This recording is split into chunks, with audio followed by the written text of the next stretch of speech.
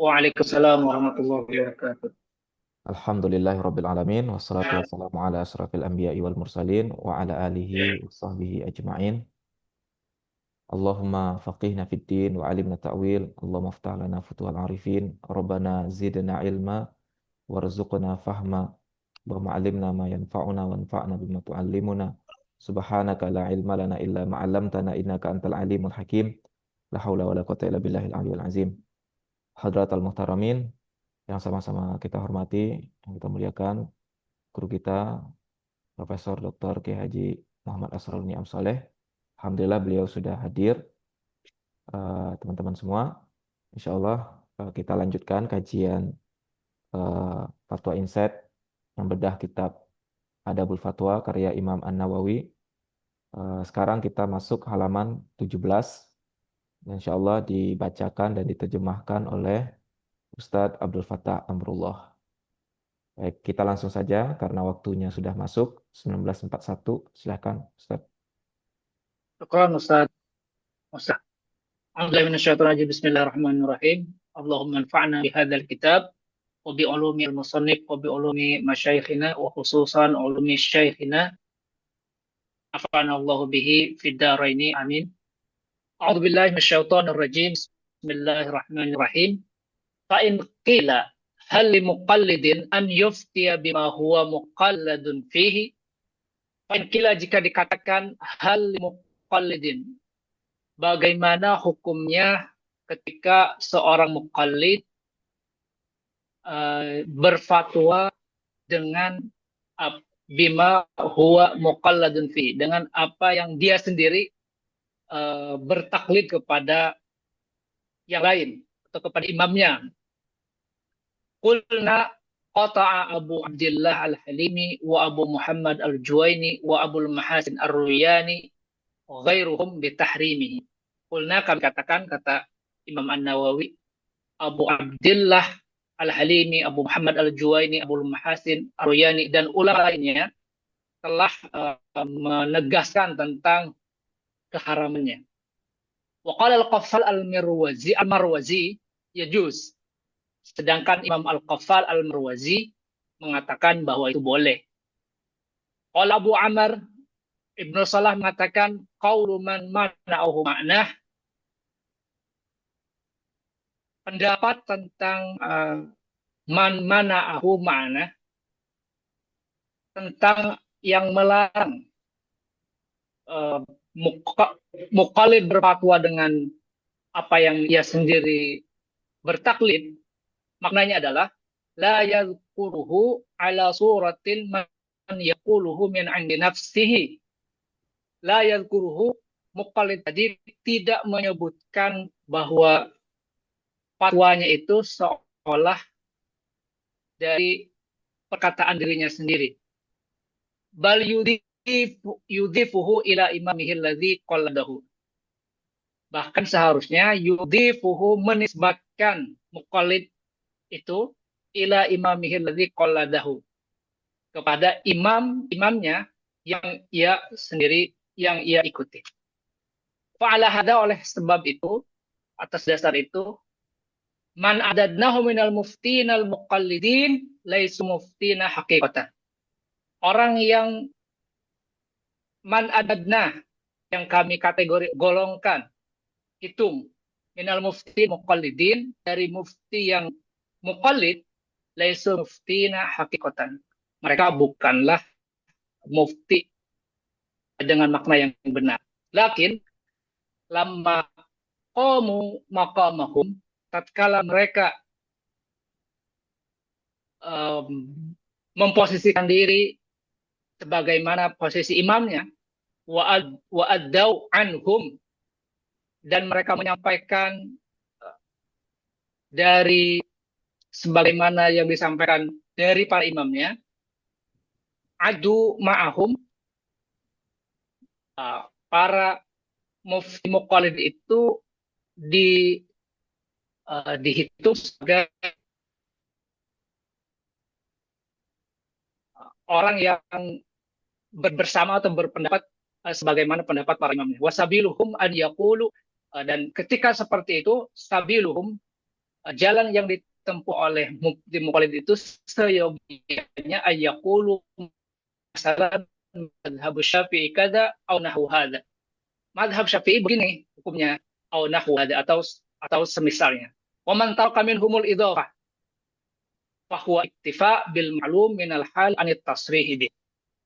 Wa man taraka minhumul idhafah, dan apabila terdapat di antara mereka itu meninggalkan idhofah, penisbatan kepada imam, bahwa iktifa bil ma'lum minal hal, maka dicukupkan, cukup, tidak menjadi apa-apa karena maklum posisi mereka sebagai muqallid anit tasrih bihi, daripada mereka menyatakan secara eksplisit wala ba'sa bidzalik.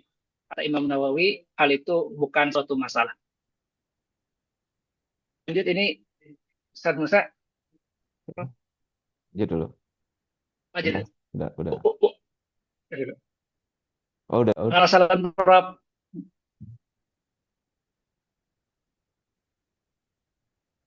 Lanjut survei. Wa dzakara sahibul hawi fil ami. Penulis Al-Hawi Al-Mawardi mengatakan atau menjelaskan tentang hukum seorang awam. Idza arafa hukma hadisatin binaan ala daliliha salah satu aujuh.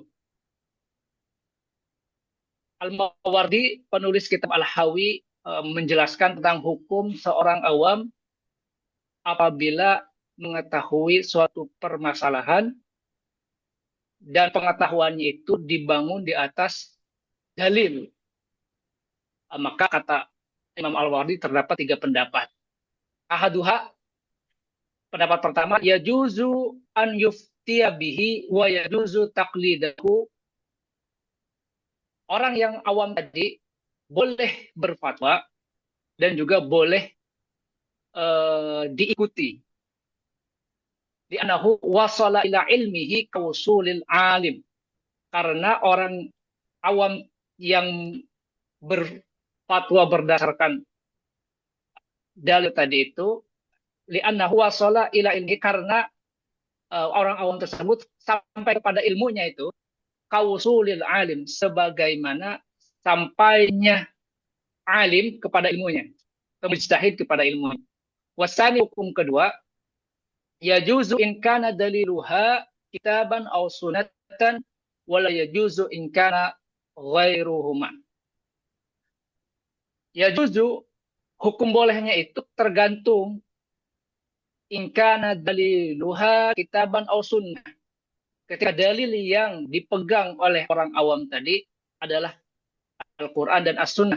Wala yajuzu, dan tidak boleh berfatwa ataupun dijadikan sebagai sandaran untuk taklid in kana, jika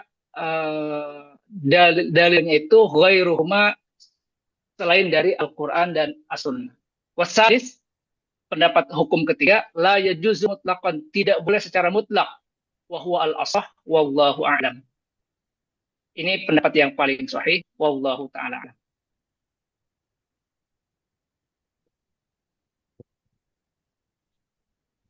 Betul. Lanjut saya. Kita minta Prof untuk jelasin dulu. Suara Prof masih unmute.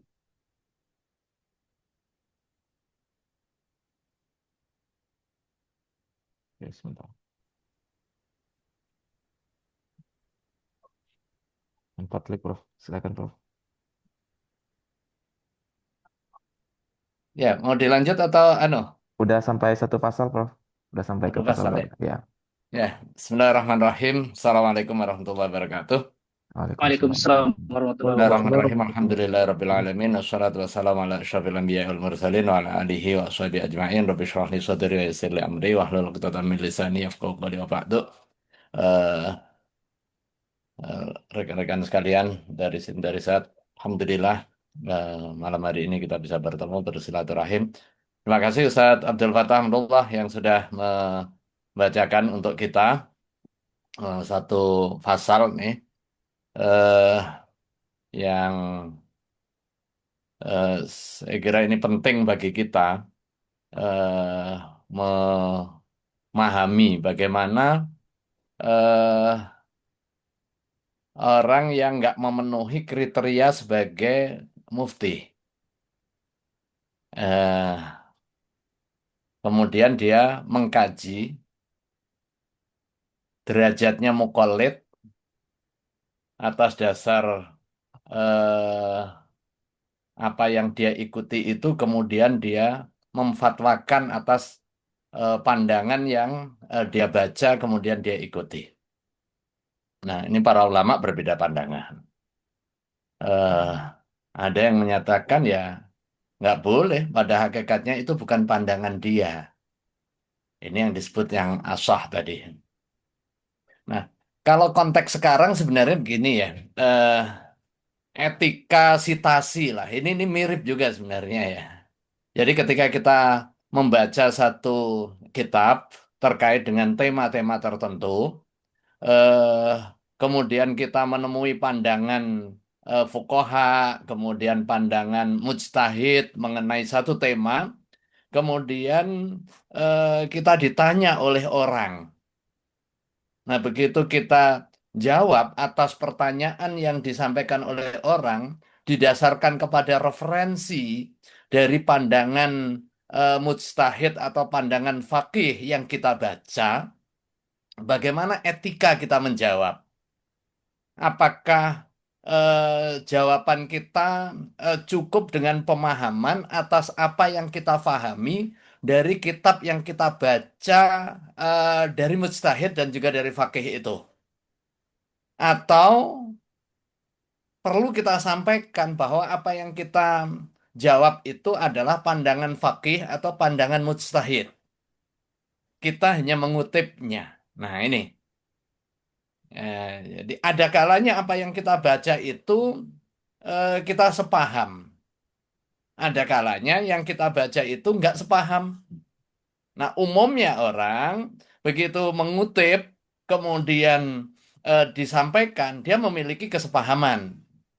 Nah, pada saat dia memiliki kesepahaman terkait dengan hukum masalah yang ditanyakan kepada dia, kemudian dia sampaikan, apakah dia punya otoritas dan dibenarkan menyampaikan sesuatu tanpa menyebutkan bahwa apa yang dia sampaikan itu diperoleh dari kitab yang dia baca, dari pandangan faqih atau pandangan mujtahid yang sebelumnya dia dia baca dan juga dia mutolaahkan. Nah, di sini disebutkan ada yang menyatakan nggak boleh, ada yang menyatakan boleh. Nah, bagaimana sikap kita? Nah, dalam konteks hari ini saya kira kita memiliki banyak kesempatan untuk membaca referensi, membaca pandangan fuqaha yang sudah matang ya. Artinya pandangannya adalah pandangan fikih yang sudah matang, produk ijtihad dari para mujtahid yang bisa jadi memiliki kesamaan dengan apa yang dihadapi oleh masyarakat ya, yang dihadapi oleh mustafti.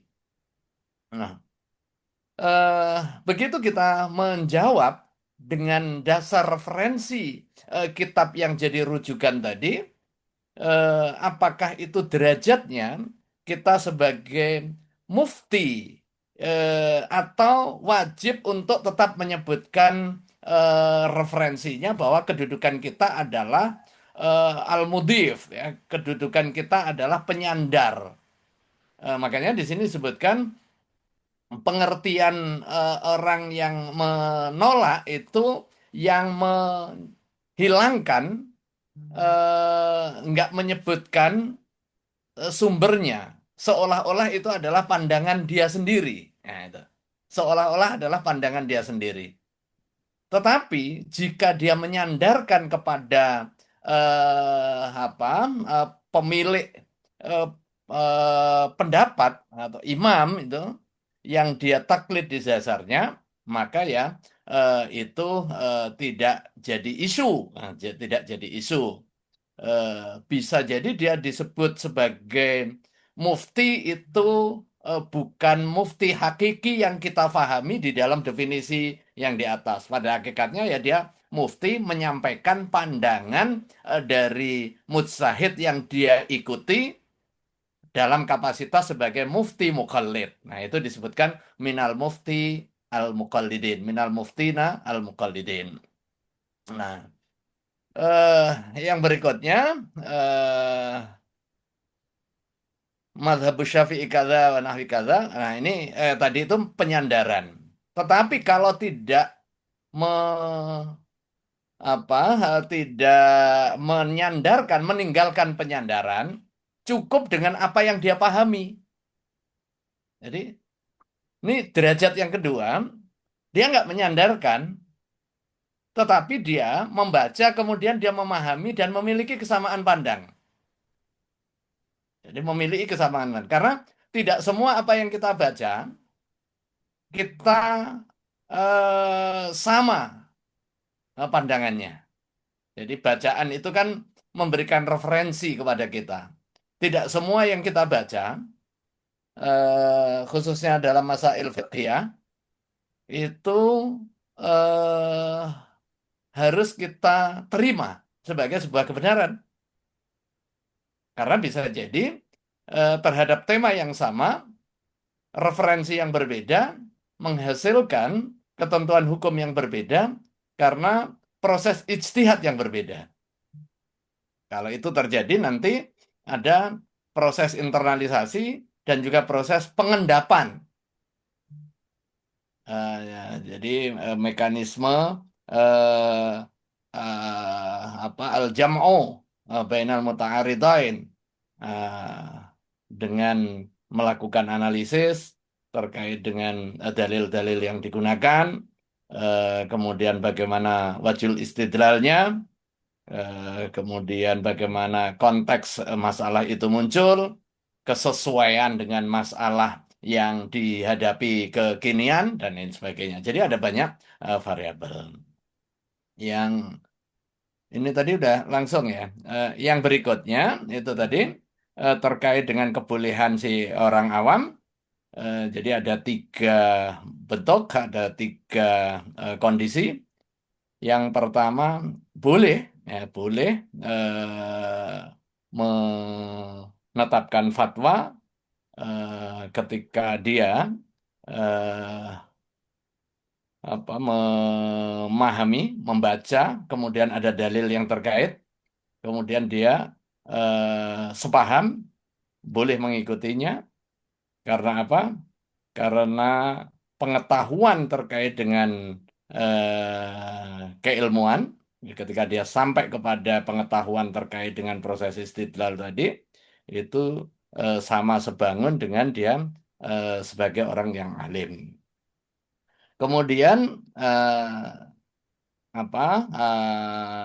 pandangan yang kedua, ya juzu ingkana daliluha kitaban au sunnah, wala ya juzu ingkana ghairuhuma. Boleh jika syaratnya ini boleh dengan syaratnya mendasarkan diri kepada sumber kitab dan sunnah. Jika di luar keduanya maka ya nggak boleh. Nah yang ketiga, ini pandangan yang ketiga lah ya juzu mutlakon. Nggak boleh sama sekali. Nggak boleh berfatwa dengan menyandarkan pandangannya sendiri. Karena pada hakikatnya dia punya pandangan seperti itu diinspirasi oleh bacaan. Jadi nggak boleh kita menyembunyikan sanad keilmuan. Nah, kira-kira begitu. Nah, dalam konteks akademik kita, ketika kita baca referensi, sekalipun kita sudah sepaham dengan referensi yang kita baca, tetapi kalau basisnya adalah referensi, maka kita harus mencantumkan referensi itu. Kita harus mencantumkan referensi itu. Itu sebagai bentuk tanggung jawab akademik dan juga kejujuran ilmiah. Nah, kejujuran ilmiah. Sekalipun mungkin kita juga punya kesamaan pandang. Tetapi kesamaan pandang kita bisa jadi diinspirasi oleh pandangan hasil bacaan dari mujtahid yang sudah menyampaikan pandangan fikihnya. Gitu. Mungkin juga terhadap masalah-masalah yang sama itu kita baca beberapa referensi, beberapa mazhab fikih, bahkan satu mazhab fikih saja. Di dalam mazhab fikih Syafi'i misalnya, ada pandangan yang berbeda. Kemudian karena kita punya background keilmuan dalam fikih dan juga usul fikih, kita memiliki kecocokan dalam nalar fikihnya. Oh, ini yang lebih pas gitu. Dan kita mukne dengan pandangan itu, maka sungguh pun kita klop dengan pandangan fikih sesuai dengan latar belakang keilmuan kita serta logika hukum yang kita miliki.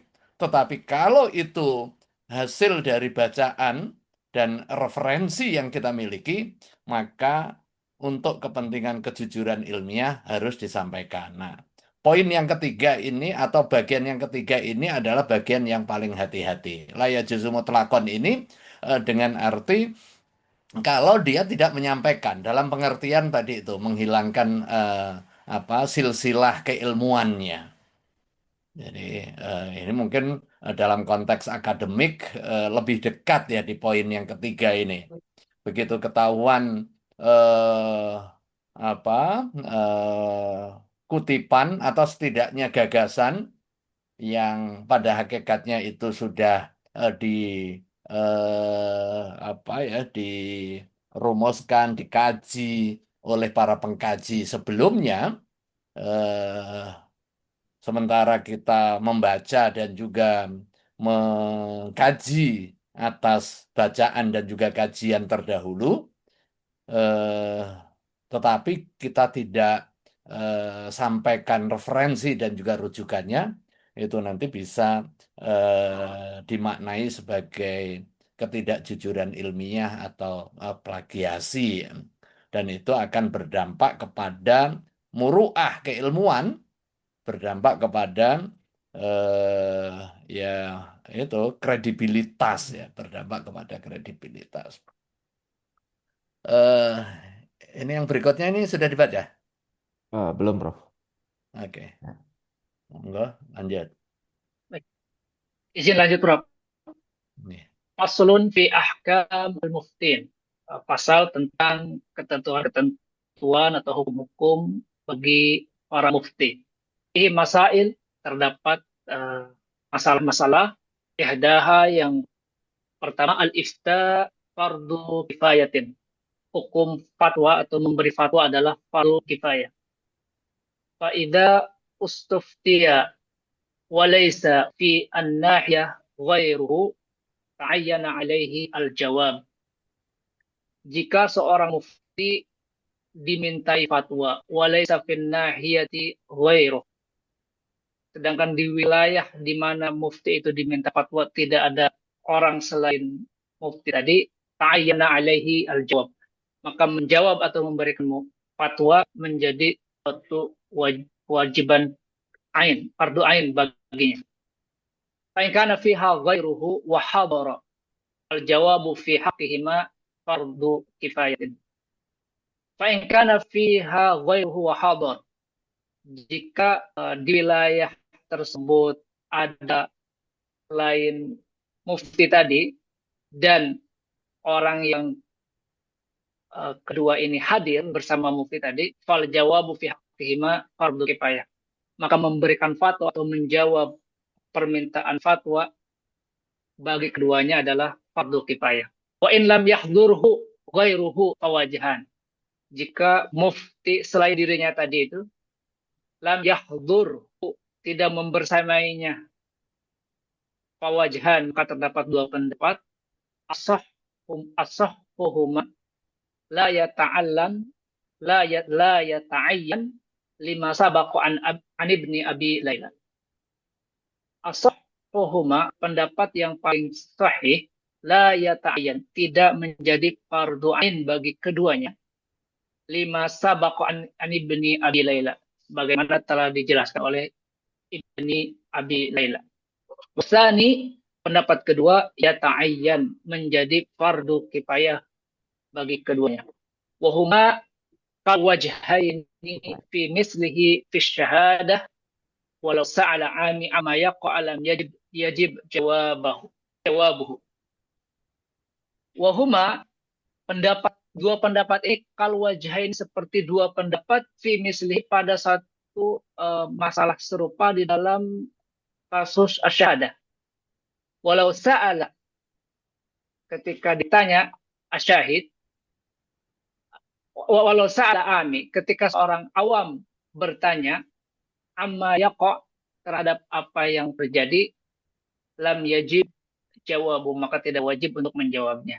As-saniyah, permasalahan kedua di antara ketentuan kedua, idza afta bi syai'in tsumma raja'an. Masalah kedua adalah ketika seorang mufti berfatwa kemudian menarik fatwanya.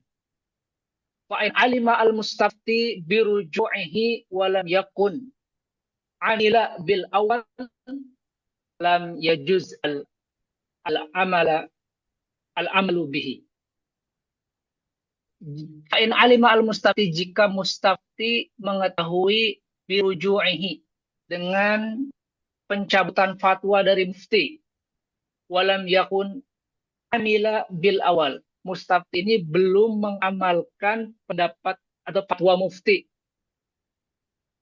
yang belum dibatalkan, lam yajuz al amal bih, maka mustafti tidak boleh mengamalkan fatwa dari mufti tadi.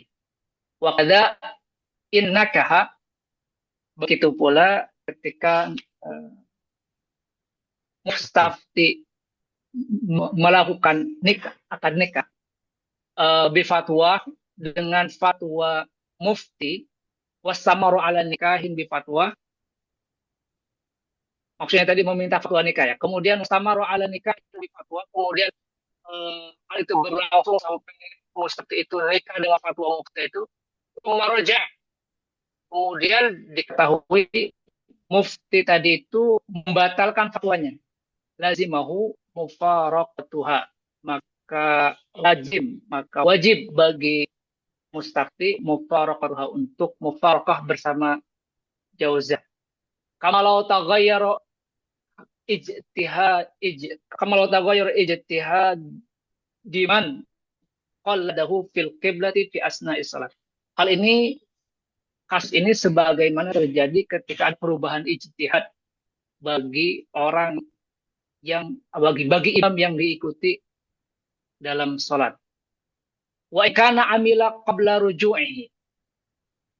Kasus berikutnya, jika mustafti mengamalkan qabla ruju'ihi, mengamalkan fatwa sebelum fatwa itu dibatalkan. Fa in khalafa dalilan qati'an, masalahnya jika mufti dengan fatwanya itu kepada mustafti khalafa dalilan qati'an, menyelisihi dalil yang qat'i, lazim al-mustafti naqdu amalihi dalik. Maka mustafti wajib untuk membatalkan amalnya. Wa in kana fi mahalli ijtihad lam yalzam naqdu. Jika apa yang terselisih tadi itu dalam perkara ijtihad, maka tidak wajib untuk membatalkan. Li'anal ijtihad la yunqad bil ijtihad. Karena kaidah ijtihad tidak dibatalkan oleh ijtihad yang lain. Wa hada tafsil penjelasan rinci ini dzakarahu As-Saimari wal Khatib wa Abu Amr wa tafaqu alaih. Dijelaskan oleh Imam As-Saimari dan Imam Al-Khatib Al-Baghdadi wa Abu Amr dan Ibnu Salah wa tafaqu alaih. Mereka bersepakat kepada tafsir ini. Wala a'lam, dan saya tidak tahu, kata Imam Nawawi, khilafuhu, pendapat yang menyelisih. Wa ma dzakarahu Al-Ghazali wa Razi laisa fihi tasrih bi khilafi. Adapun yang disampaikan oleh Al-Ghazali dan Ar-Razi, meskipun ada perbedaan tapi tidak secara eksplisit. Qala Abu Amr, Ibnu Salah mengatakan, wa idza kana yufti ala madhhabi imami, jika seorang berfatwa terhadap mazhab imam, berdasarkan mazhab imam tertentu, faraja'a, likaunihi bana lahu qat'an mukhalafatu nafsi madhhab imamihi wajib naqduhu. Jika seorang berfatwa dalam mazhab imam tertentu, kemudian membatalkannya karena likaunihi bana lahu qat'an mukhalafatun nafsi madhhab imam. Karena terdapat indikasi yang jelas, yang nampak bahwa orang yang berfatwa itu menyelisihi nas pendapat mazhab imamnya. Wajib naqduhu, maka mufti tadi itu wajib membatalkan fatwanya. Wa ikana fi mahallil ijtihad. Meski dalam fatwanya itu dalam perkara ijtihadi. Lianna nassa mazhabi imamihi, karena nas atau pendapat mazhab imamnya bagi mufti tadi fi haqqihi, karena syari fi haqqil mujtahid al-mustadil, sebagaimana teks syariat bagi mujtahid mustaqil independen. Amma idza lam ya'lamil mustafti bi ruju'il mufti, akan tetapi ketika mustafti itu tidak tahu dengan pembatalan mufti terhadap fatwanya yang telah dikeluarkan, fahalul mustafti, maka keadaan mustafti fi ilmihi kama qabla rujuk. Keadaan atau kondisi mustafti itu sebagaimana halnya fatwa itu belum dibatalkan. Wa yalzamu al-mufti i'lamahu, suatu kewajiban bagi seorang mufti untuk memberitahunya qabla al-amal, ketika fatwa itu belum diamalkan oleh mustafti. Wa kadza ba'dahu, demikian pula ketika sudah diamalkan. Haitsu yajibun naqd, dengan sekira wajib untuk dibatalkan. Wa idza alima bi fatwahu fi itlafin, jika seorang mustafti mengamalkan fatwa dan di dalam fatwanya itu, pengamalan fatwanya terdapat suatu mafsadah atau kerusakan, fabana akhatahu, ternyata setelah dicek terdapat kesalahan dalam berfatwa, wa annahu khalafa al-qati, jadi dicek ternyata mufti itu menyelisihi dalil yang qat'i. Fa'anil Ustaz Abi Ishaq Isfiraini annahu yadman in kana ahlan lil fatwa wa la yadman in lam yakun ahla. Menurut pendapat Abu Ishaq Al-Isfiraini, bahwa mufti tadi itu yadman, apa ya bahasanya? Menggaransi, menanggung. Ganti rugi. Enggak, mengganti ya tadi. Menanggung bisa. In kana ahlan lil fatwa, ketika yang memberi fatwa itu memang ahlinya, wala yadman inam yakun ahla, dan tidak menanggung jika memang bukan ahli fatwa. Li'annal mustafti qassara, karena qassara apa qasrun? Qassara, taksir. Qassara, karena mustafti telah taksir atau ihmal, lalai. Kada hakahu Syekh Abu Amr Ibnu Salah wa sakata alaih. Demikian apa yang diriwayatkan oleh Ibnu Salah, wa sakata alaih, dan Ibnu Salah tidak berkomentar tentang hal itu, wa huwa muskil. Masalah ini merupakan muskil. Wa yanbaghi an yukhraja ad-diman ala qawlil ghurur al-ma'rufin fi babil ghadab wan nikah wa ghairuhuma. Permasalahan tentang pengeluaran atau tentang doman ini seharusnya ada dalam guru yang terjadi al-ma'rufin, yang dikenal fi babil ghasab wan nikah wa ghairihima, dalam dua bab tentang ghasab dan nikah dan selain keduanya. Yuqta'u bi adami dhiman, atau diputuskan saja tidak ada dhiman, kedoman. Idz laisa fil fatwa ilzam, karena di dalam fatwa itu tidak ilzam, tidak ada paksaan atau tidak ada hukum yang mengharuskan, wala ilja, dan tidak pula ada ikrah, paksaan. Izin Prof, lanjut Prof, atau dijelaskan dulu Prof? Oke, ini ada dua isu besar pada pasal ini ya. Eh, Pasal tentang al-mufti, hukum-hukum yang terkait dengan mufti. Tadi udah dibaca dari masalah-masalah yang dibahas dalam kitab ini dua masalah. Yang pertama terkait dengan hukum eh, pemfatwaan. Ya. Jadi pemfatwaan itu fardu kifayah. Kemudian tafakuh fiddin juga fardu kifayah. Nah, ya. Jadi siapa yang ifta itu kan ya mufti, berarti menjadi mufti itu fardu kifayah. Nah, karena menjadi mufti itu fardu kifayah, maka belajar disiplin keilmuan fatwa agar bisa menjadi mufti adalah fardu kifayah. Jadi urutannya begitu.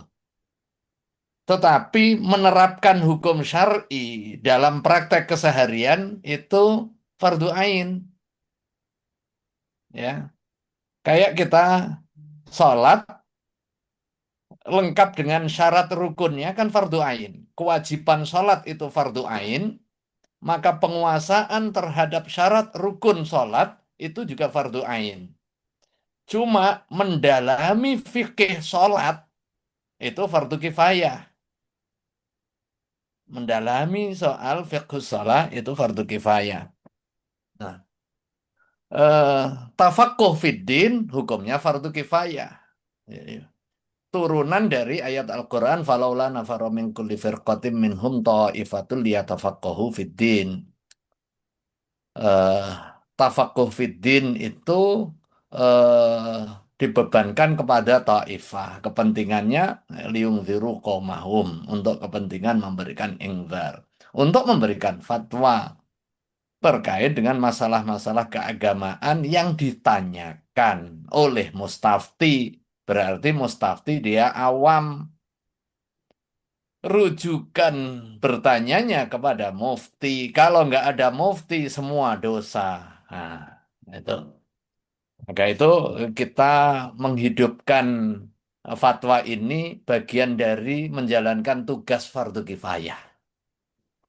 Jadi, kita mengkaji fatwa ini adalah mengambil tugas kewajiban kifayah kita. Men-take over fardu kifayah agar yang lain gugur kewajiban. eh Apabila faidah stuftiya, apabila diminta fatwa, kemudian nggak ada yang lain, maka kita wajib jawab. Ya dengan syarat kita punya kompetensi, dengan syarat punya kompetensi, nggak boleh karena nggak ada yang lain ya sudahlah jawab seadanya, sekalipun nggak tahu, nggak boleh. Menjawab masalah terhadap sesuatu yang dia nggak tahu, sekalipun nanti jawabannya benar, ya itu nggak boleh. Itu benar itu bukan karena kebenaran tapi kebetulan. Bukan karena benar tapi ya kebetulan. Jadi nggak boleh diikuti juga bahkan nggak boleh diikuti. Nah, apabila nah ini ada yang lain yang juga memiliki persyaratan untuk menjawab, untuk menetapkan fatwa, maka pada kondisi itu baru fardu kifayah. Kalau hanya sendiri ya fardu ain. Menjadi fardu ain. Fardu kifayah itu adalah kewajiban yang bersifat representatif, eh, perwakilan. Ya kalau nggak ada yang mewakili kecuali dia, ya berarti kan dia menjalankan tugas yang nggak ada orang lain alternatifnya. Berarti ya nggak ada pilihan lagi. Cuma kewajiban yang dia lakukan menggugurkan kewajiban yang lain. Nah, ketika ada yang lain, ya itu pilihan. Yang penting adalah terlaksananya kewajiban itu. Soal siapanya, ketika ada beberapa orang yang punya kompetensi di dalam fatwa, ya di switch aja gitu. Tidak mesti dia, yang penting terlaksananya kewajiban itu. eh yang berikutnya apa ini ya, wa ilam yahduru ghairu fawajhan asahuma la yata'ayyan lima sabaqa nabi laila. Ini posisinya sama jika seandainya ada tapi yang lain tidak hadir, ya menjadi tetap ini pilihan wasani ya ta'ayyan tuh. Ini ada pandangan perbedaan pandangan fikih. Nah, pada saat perbedaan pandangan fikih ini pada hakikatnya kita juga sudah bisa memilih ya, memilah dalam konteks hari ini ya, mana yang lebih relevan untuk bisa kita terapkan dalam konteks keseharian. Isu yang kedua, eh, menarik diri orang yang sudah menetapkan fatwa kemudian menarik diri dari fatwanya, mengoreksi. Jadi ini nanti turunan teorinya i'adatun nazar ya. Ya mengoreksi pandangan. Ada beberapa sebab yang memungkinkan terjadinya i'adatun nazar itu nanti. Jadi, idza afta bi syai'in tsumma raja'a anhu fa in 'alimal mustafti bi ruju'ihi wa lam yakun 'amila bil awal lam yajuzil 'amalu bihi.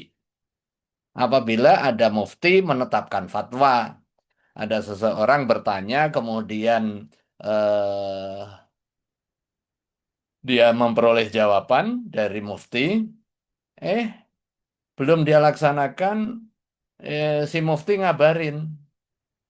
Oh, enggak seperti itu. Saya enggak jadi memfatwakan itu.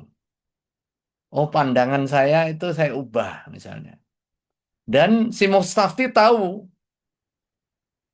Wa in alima al mustafti biruju'ihi. Dia jika si mustafti tahu kalau orang yang menjawab pertanyaan dari apa yang dia tanyakan tadi mengubah jawaban dan belum diamalkan, maka si mustafti tidak boleh menjadikan fatwa yang sudah ditarik itu jadi sandaran. Itu nggak boleh. Nah, itu kemudian diberi contoh eh, apabila ada orang yang ditanya misalnya terkait dengan urusan pernikahan, boleh nggak menikah dengan eh, apa keponakannya misalnya ya. Eh, Kemudian dijawab boleh.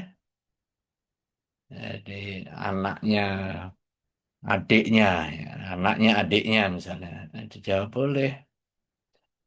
Kemudian atas jawaban boleh itu si mufti berpikir, waduh salah ini. Kemudian dia ralat. Tapi ini udah terlanjur kata. Lazimahu mufaraqatuha ya harus dibatalkan gitu. Kama lau taghayyara ijtihadu man qalladahu. Seperti contoh lagi si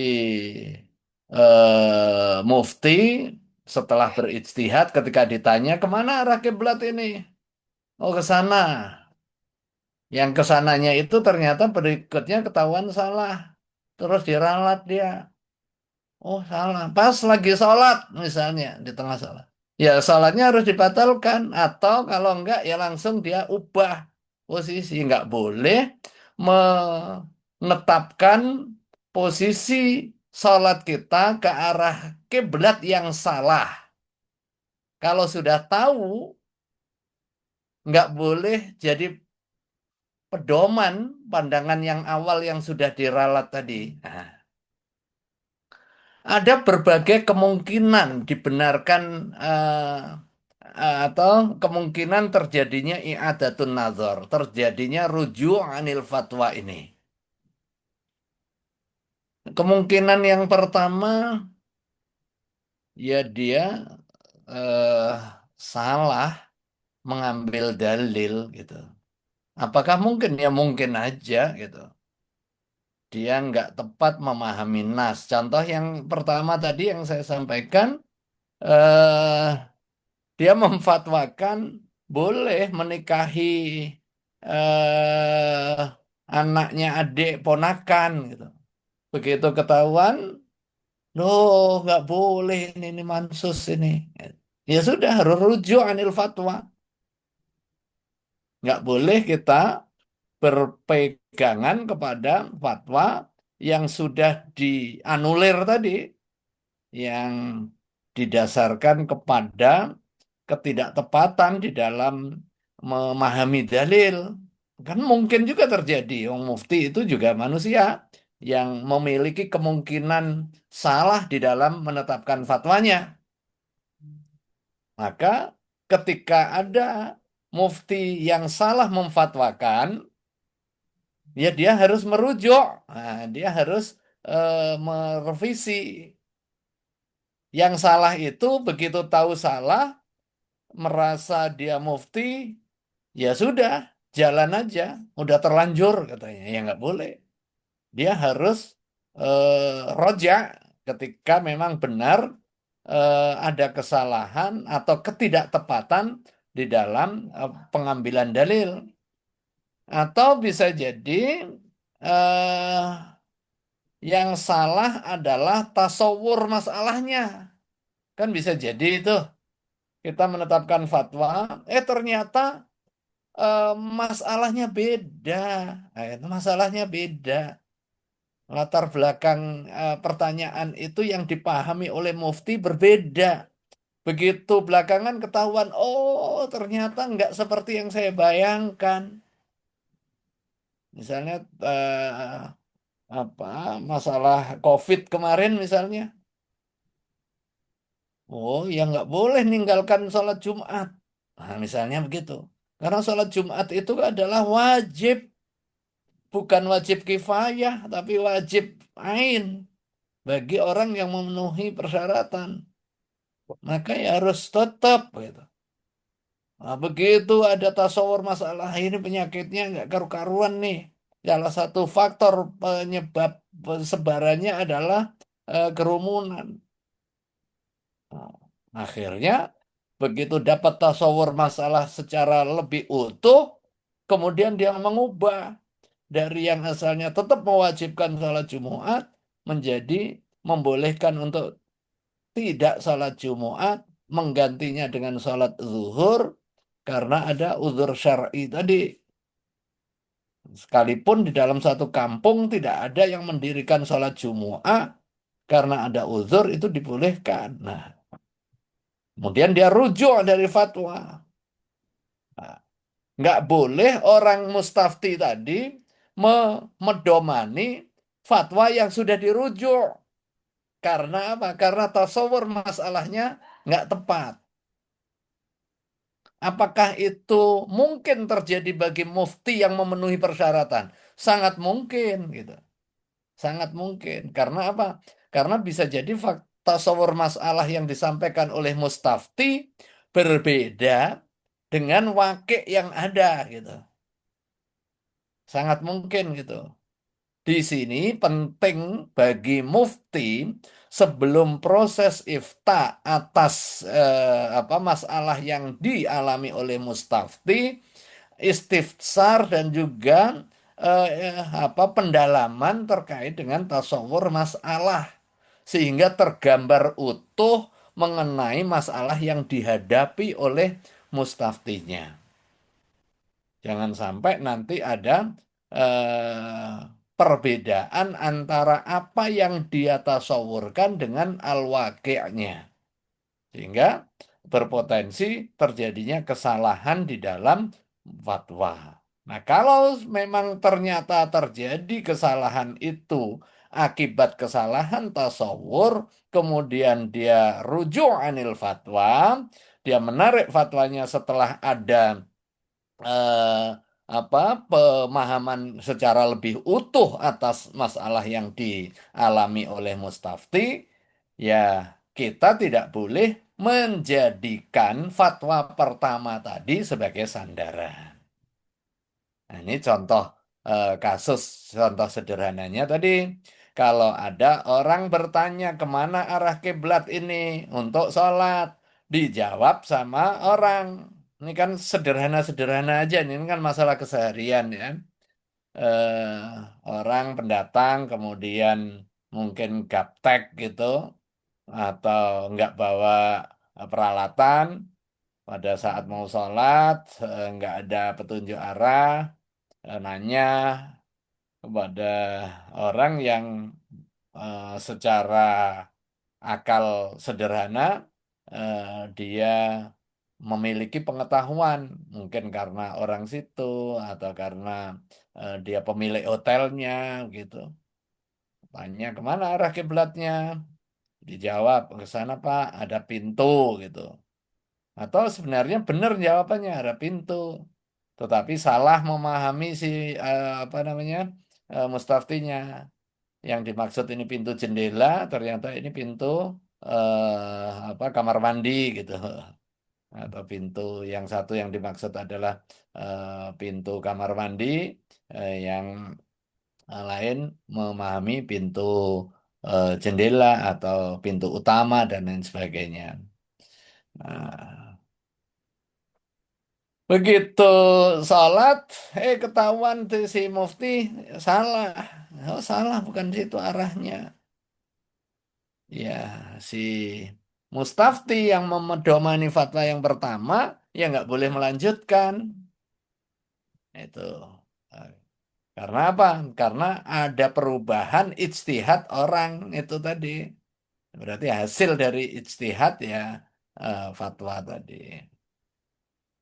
Nah, ini yang berikutnya nih lebih detail, wa in kana amila qabla ruju'ihi fa in khalafa dalilan qati'an lazimal mustafti naqda amalihi dzalik. Nah, ini seperti yang saya jelaskan tadi, kalau ternyata hasil fatwanya itu belum dilaksanakan, eh, kemudian diketahui ya, dia menariknya itu karena salah pengambilan dalil, bertentangan dengan dalil, maka mustafti ya wajib untuk tidak mengamalkan, membatalkan amalan apa yang sudah dilakukan, yang disandarkan kepada fatwa tadi.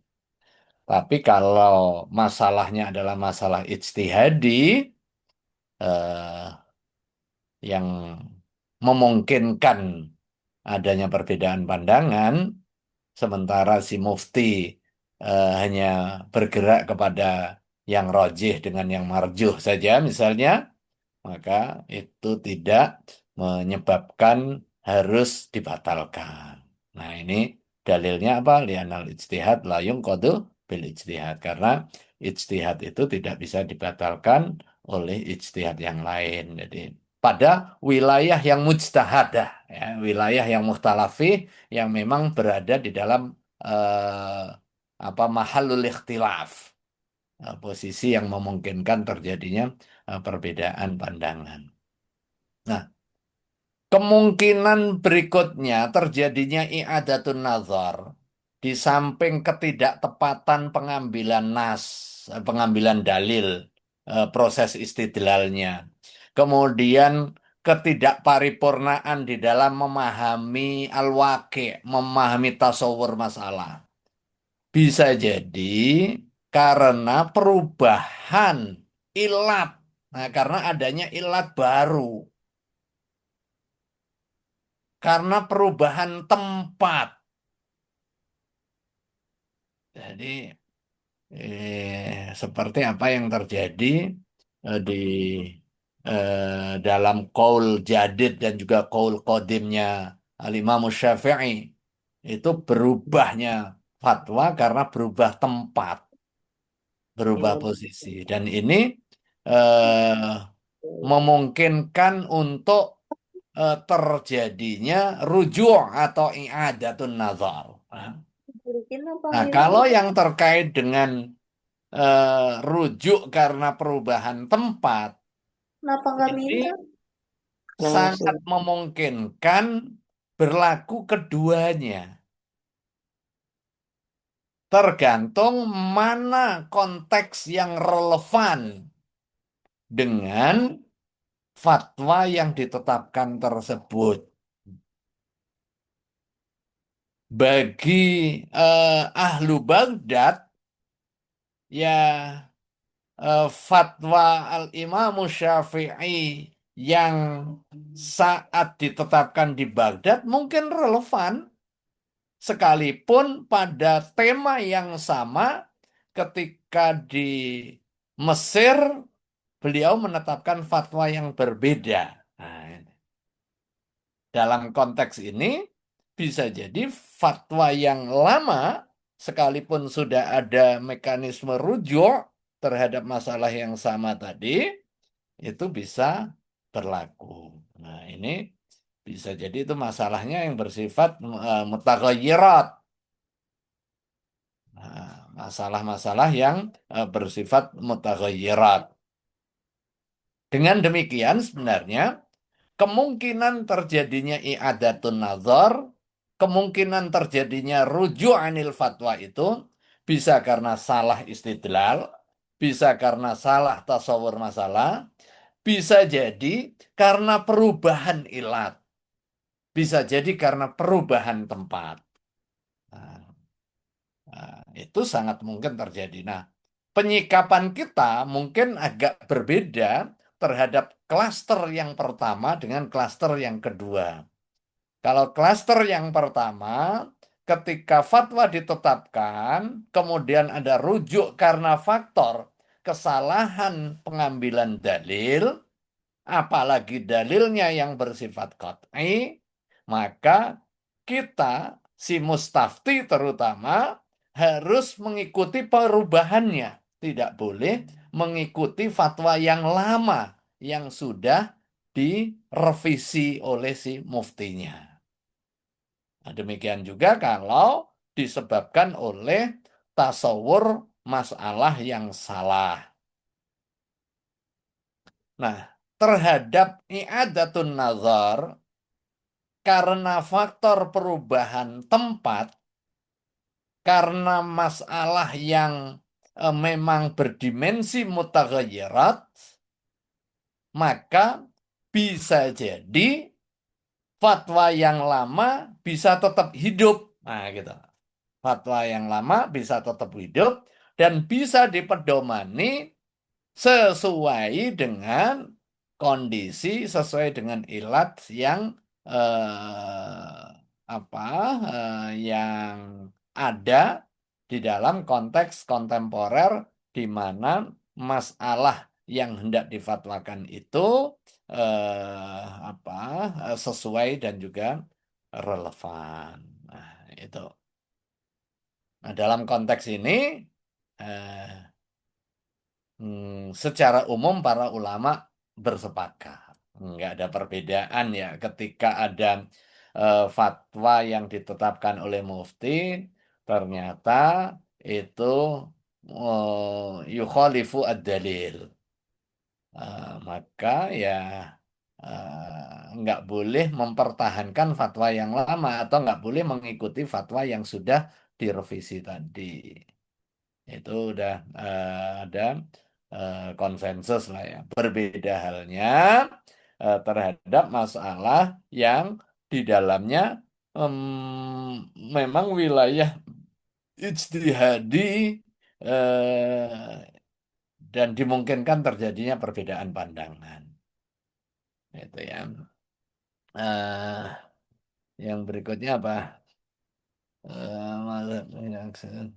Yaitu yang mahalul ijtihad tadi ya. Kalau Abu Amr wa idza kana yufti ala madhhabi imamin faraja'a li kaunihi bi anna lahu qat'an mukhalafat nasi madhhabi imamihi wajib naqduhu wa in kana fi mahalli al-ijtihad. Nah ini. Nah dalam konteks eh, pandangan eh, fikih imam madhab, nah ini teksnya madhab eh, imamul mujtahid dalam konteks ini imam madhab, misalnya Syafi'i, dia salah mengambil, itu ya bagi pengikut pengikut madhab yang menyandarkan madhab, misalnya ini pandangan madhab Imam Syafi'i begini loh. Tapi begitu dicek, sekalipun ini masalah khilafiyah, dimungkinkan adanya perbedaan pandangan dengan mazhab fikih yang lain. Tetapi begitu dia klaim pandangan mazhab fikih Syafi'i begini, tapi ternyata berbeda. Mazhab Imam Syafi'i nggak seperti itu, gitu. Itu punya Ahmad bin Hambal misalnya mazhab Hambali gitu. Ya harus dirujuk, harus dibatalkan. Sekalipun itu wilayah ijtihadi. Kenapa? Nah ini alasannya. Karena redaksi atau pendangan madhab imam madhab itu kedudukannya seperti nas syari' dalam konteks yang internal ya. Begitu mengklaim ini madhab Imam Syafi'i, madhab Syafi'i, ya harus merujuk kepada pandangan madhab Imam Syafi'i gitu. Kalau dia merujuk madhab Imam Syafi'i di dalam memfatwa, sekalipun ini adalah masalah fiqhiyah yang mukhtalafi, sementara ada pandangan mazhab Imam Malik atau Malikiyah secara umum eh, yang disampaikan ternyata itu berkesesuaian dengan mazhab Imam Malik, tetapi dia menyebutkan sebagai mazhab Imam Syafi'i, eh belakangan salah ini. Kemudian dia ralat, oh mazhab Imam Syafi'i seperti ini, saya memfatwakan sesuai dengan mazhab Imam Syafi'i seperti ini, yang berbeda dengan yang sebelumnya. Sekalipun itu wilayahnya adalah wilayah mukhtalafi. Ada pandangan Imam Malik yang memang menyatakan seperti itu. Misalnya contoh apa ya, dalam konteks hasyarat misalnya ya, eh, aklu al-hasyarat dalam konteks mazhab Imam Syafi'i, ya dinyatakan itu haram. Nggak boleh. Nah, dia jawab misalnya menurut mazhab Imam Syafi'i itu boleh. Asal nggak membahayakan. Nah, begitu dicek, oh ini bukan, salah itu. Nggak boleh haram. Sekalipun bahwa aklul hasyarat itu adalah minal masailil fiqhiyah yang mukhtalaf fi'ih. Begitu dilihat memang mazhab Maliki menyatakan hasyarat itu masuk suci dan juga halal sepanjang yang pertama dilakukan proses penyembelihan, yang kedua tidak ada doror di situ. Nah, gimana cara menyembelihnya? Ya menyembelihnya nggak seperti penyembelihan al-an'am, penyembelihan sapi, penyembelihan kambing, penyembelihan ayam dan unggas lainnya. Begitu eh, dinyatakan hasyarat itu halal, eh setelah ditelaah nas mazhab Imam Syafi'i menyatakan itu haram. Ya si Mustafti ya merujuk gitu kan. Oh iya kalau berpendapat karena tadi itu iftaknya didasarkan kepada mazhab, begitu dikoreksi ya wajib naqduhu.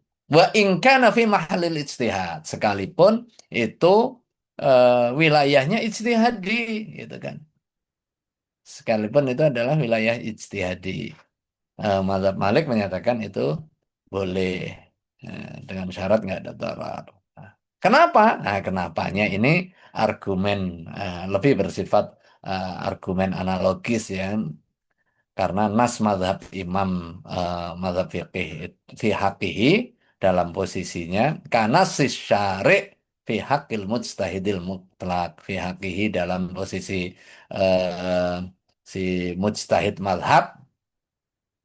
Nah, nas mazhab itu kedudukannya seperti nas syari' dalam posisi mujtahid mustakilnya.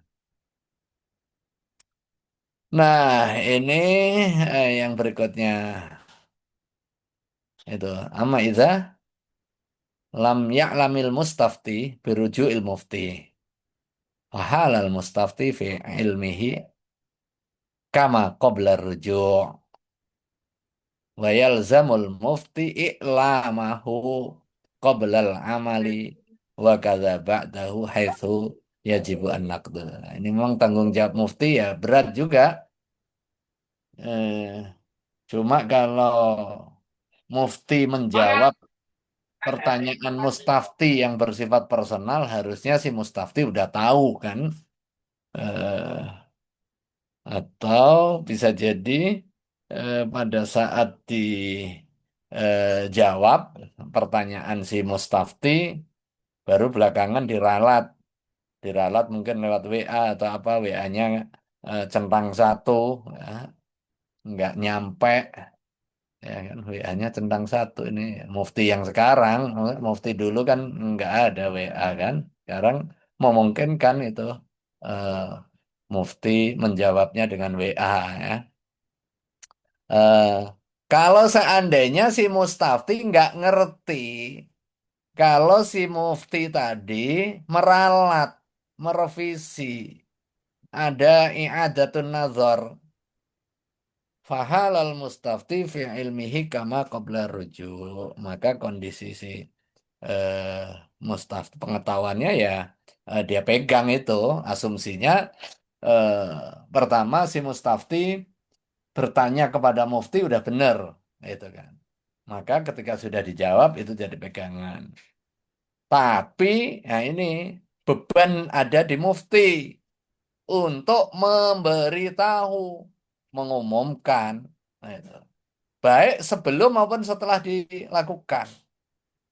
Orang yang sudah melakukan ya tetap dikasih tahu, tetap dikasih tahu. Apalagi itu terkait dengan hak-hak adami nanti. Misalnya eh, ketika nemu barang, gimana ini hukum Ustaz itu? Udah ambil aja makan, nah gitu misalnya. Udah dimakan, ketahuan nanti. Nggak bisa, harus diumumkan dulu. Udah habis Ustaz. Nah, udah habis Ustadz. Nanti dampaknya itu yang terkait dengan domin tadi itu. Nah, ini mana yang bagian ini? Fa'idha amila bi fatwahu fi itlafin fabana khata'uhu wa annahu khalafal qati' fa'anil Ustadz Abi Ishaq al-Isra annahu yadman ingkana ahlal min fatwa. Kalau dia bertanyanya kepada eh, orang yang memang punya kompetensi berfatwa, ya, kemudian fatwanya salah, menyebabkan apa namanya kerusakan.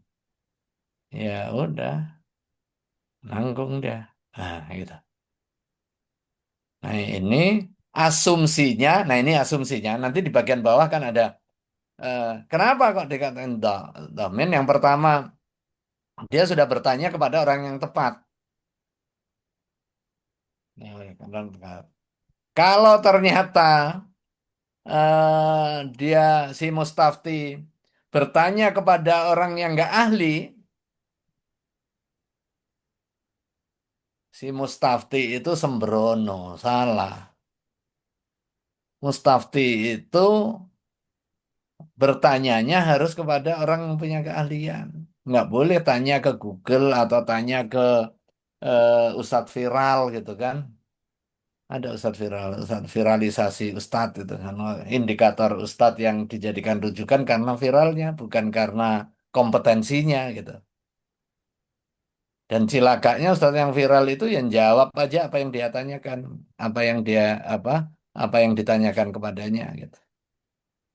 Nah, kalau itu yang terjadi, maka ya nggak ada yang nanggung itu. Itu. Begitu rusak tadi ya, seperti contoh tadi difatwakan, gimana status penanganan nih saya nemu nih, nemu ya nemu makanan atau nemu apa gitu. Ya udahlah makan aja. Ternyata belakangan, oh enggak harus diumumin dulu lah. Oh, udah habis itu. Habis dalam posisi yang seperti ini gimana? Annahu yadman in kana ahlan lil fatwa. Wala yadman illam yakun ahlan. Wa bagi ayak rada ala qaulai al-ghurur al-ma'rufin fi babai al-ghasab wan nikah. Ayak tabiat min dhaman. Idh laisa fil fatwa ilzam. Ada yang menyatakan oh enggak, enggak nanggung. Kenapa? Nah ini. Karena fatwa itu kedudukannya hanya ikhbar. Dia ghairu mulzim. Nah kira-kira begitu. Jadi laisa fil fatwa ilzam. Karena fatwa itu sesungguhnya nggak ada instrumen pemaksanya. Jadi ketika kamu ngikutin, yang ngikutin dengan kesadaranmu sudah, tanggung jawabmu, kira-kira begitu. Tanggung jawabnya, dampaknya itu apa? Ditanggung sendiri, gitu. Dampaknya ditanggung sendiri. Nah, contoh kontemporernya gini ya, kalau seandainya, fatwa terkait dengan kesesatan ya orang atau fatwa yang bisa membangkitkan apa keputusan publik yang heboh ternyata salah, maka mufti punya tanggung jawab itu. Misalnya apa ya, eh, fatwa terkait dengan aliran ajaran seseorang dinyatain sesat. Setelah itu diproses hukum, orang dihukum. Ternyata salah. Ya, mufti punya tanggung jawab itu. Nah, disinilah butuhnya kehati-hatian di dalam menetapkan fatwa. Itu kalau yang apa mm, pandangan yang di atas nanti yang Yatman. Yang enak itu bagi mufti yang bawah tadi. Bi adami doman laisa fil fatwa ilzam. Karena fatwa itu pada hakikatnya kan nggak mulzim dia. Ya, pokoknya memfatwakan kan ngasih pandangan hukum seperti pandangan ahli pada saat di peradilan itu bisa jadikan dasar, bisa diabaikan gitu kan. Nah, begitu dijadikan dasar, ya yang tanggung jawab adalah yang menjadikannya gitu, yang menjadikannya gitu. Itu kalau pandangan yang kedua ini. Tapi kalau yang pertama dan mungkin eh, dari sisi rasionalisasi sekarang, ya kalau memang orang bertanya kemudian tanyanya kepada ahlinya, ahlinya memfatwakan kemudian salah di dalam menetapkan fatwa terkait dengan urusan publik, menghasilkan itlaf, menghasilkan tadi itlaf kerusakan, ya ikut nanggung gitu, ikut nanggung.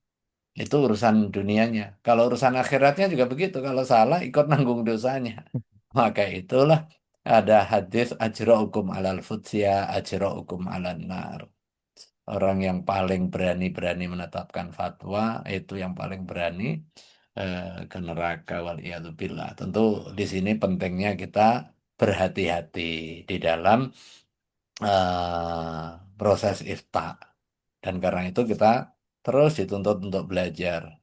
Dan ya jangan gampang-gampang segera menetapkan fatwa terhadap pertanyaan yang sampai ke kita. Sebelum dilakukan proses ifta, diawali dengan pemahaman utuh mengenai pertanyaan fatwanya. Nah, jadi latar belakang masalah yang nyampe kan bisa aja pertanyaan sama tapi latar belakangnya berbeda. eh, Bisa menghasilkan jawaban yang berbeda. kemudian apa ya, samping latar belakang berbeda, kemudian motivasi penanya. Nah, ini penting juga, motivasi penanya. Penanya si Mustafti ya memang karena dia tidak tahu, bukan karena hanya sekedar minta penguatan saja, minta dukungan ketika dia berkonflik, bukan menyelesaikan masalah, tetapi menjadi justifikasi di dalam apa pembenaran dan juga penguatan atas masalah yang dia hadapi pada saat konflik dan lain sebagainya, misalnya. Atau pemahaman mengenai dampak nanti. Jadi di samping motivasi, kalau motivasi kan melihat hati dan juga melihat latar belakang itu di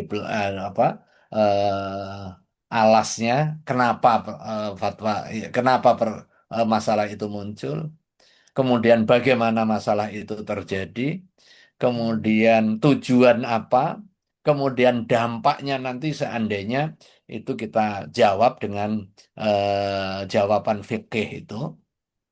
Apakah nanti menyebabkan maslahah atau justru dengan jawaban yang kita berikan mendatangkan mafsadah. Jadi harus lengkap itu analisisnya. Begitu kita jawab, ternyata mendatangkan mafsadah, ya mending nggak dijawab gitu kan. Karena dengan kita tidak menjawab, meninggalkan mafsadah. Nah, meninggalkan mafsadah. Tapi kalau kita diamkan melahirkan masalah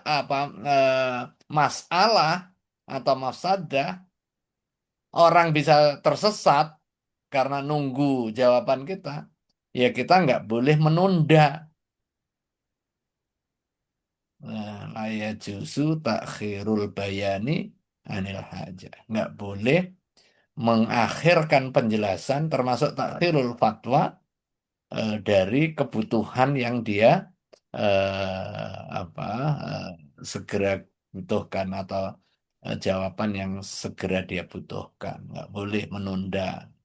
Tapi kalau memang masalahnya belum solid terfahami atau dalilnya juga belum kokoh, analisis dampaknya belum ada, kemudian kita bersegera menetapkan fatwa, ya itu juga nggak benar. Gitu. Begitu fatwa melahirkan masalah, kita punya tanggung jawab. Kita menjadi pihak yang domin gitu. Nah, itu kira-kira. Ada lagi. Baik, Udah Prof. jam 9 aja ya. Iya, kita buka Nggak tanya kerasa, jawab Bro. dulu sedikit, Prof. Kita tepat waktu juga. Ya, Prof. Tadi mulainya juga tepat nih. Nggih. Udah ada dua penanya nih, Prof. Izin, Prof. Oke, dua penanya, ada 2 menit. Ada tiga penanya, Prof. Nih, ada tambah satu nih, Prof. Ya Kita udah. Tapi, persilakan. Ya, Ada singkat empat. ya. Wah, Masya Allah. Persingkat aja ya, Ustazah Khadijah. Monggo. Oke, baik. Terima kasih. Assalamualaikum warahmatullahi wabarakatuh. Waalaikumsalam. Assalamualaikum warahmatullahi wabarakatuh. Baik, ada dua pertanyaan, Prof. Semoga diperkenankan. Langsung saja pertanyaan pertama, apakah penetapan fatwa itu khususnya fatwa DSN, DSN MUI? Karena saya sedang meneliti itu mempertimbangkan fatwa di luar Indonesia kayak AAOIV. Ya meskipun memang ada beberapa fatwa jelas-jelas menulis dalam pertimbangannya ada pertimbangannya AAOIV gitu misal. Tapi kan ada juga beberapa fatwa yang secara tertulis tidak ditulis pertimbangannya tuh dari standar AAOIV atau fatwa lain. Apakah itu berarti dia tidak mempertimbangkan itu atau sebenarnya mempertimbangkan cuma tidak dicantumkan di fatwanya. Kemudian apakah juga dalam penetapan fatwa itu dipengaruhi oleh praktek yang sudah terjadi di luar? Oke, secara spesifik saya sedang meneliti fatwa IMBT, Ijarah Muntahiyah Bitamlik, dan menggunakan teori isomorfisme hukum. Itu adalah melihat apakah penetapan ini dipengaruhi oleh fatwa luar dan praktek yang sudah ada di luar. Jadi dilihat prakteknya nih udah sukses nih, jadi bisa kita ikutin seperti itu.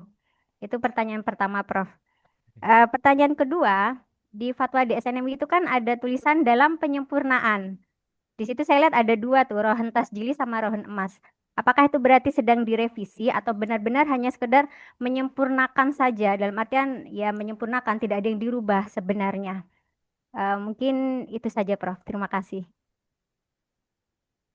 Mungkin Ya, Prof, kita mungkin tampung dulu atau langsung jawab, Prof? eh, biar nggak lupa, saya aja jawab aja ya, pendek-pendek ya. Prof, baik. Ya, yang pertama pandangan fuqaha baik yang salaf maupun kholaf itu dijadikan pertimbangan di dalam penetapan fatwa, termasuk fatwa MUI dan juga fatwa Dewan Syariah Nasional MUI. Nah, biasanya yang dijadikan pertimbangan itu ya yang relevan dan yang menurut muftinya ini berkesesuaian. Kan kalau ada kajian setelah kita telaah tapi nggak berkesesuaian, ya nggak kita cantumkan. Kira-kira begitu ya. Ya sama dengan ketika kita mengutip pandangan orang yang akan jadi rujukan, itu biasanya kita tonjolkan kan. Berbeda halnya kalau kita melakukan kajiannya adalah kajian perbandingan atau kajian komparasi.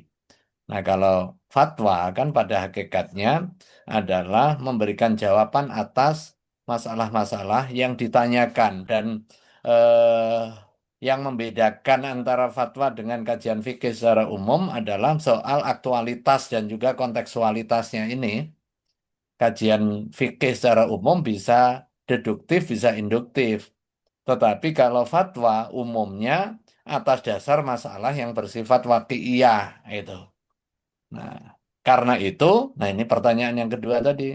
Karena itu, maka praktik ekonomi keuangan syariah itu pasti menjadi dasar di dalam melakukan pengkajian dan juga penetapan fatwa Dewan Syariah Nasional. Kalau fatwa DSN ini kan rata-rata fatwa terkait dengan produk ekonomi keuangan syariah, produk yang akan di-create atau produk yang sudah ada kemudian disyariahkan. Jadi yang di apa namanya diberikan pandangan syariahnya, maka sudah pasti didasarkan kepada praktik. Nah, praktiknya yang ada di mana ya? Praktiknya yang ada di dalam transaksi lembaga keuangan syariah kita. Bisa jadi praktek ekonomi keuangan syariah yang ada itu merupakan copying atau eh, apa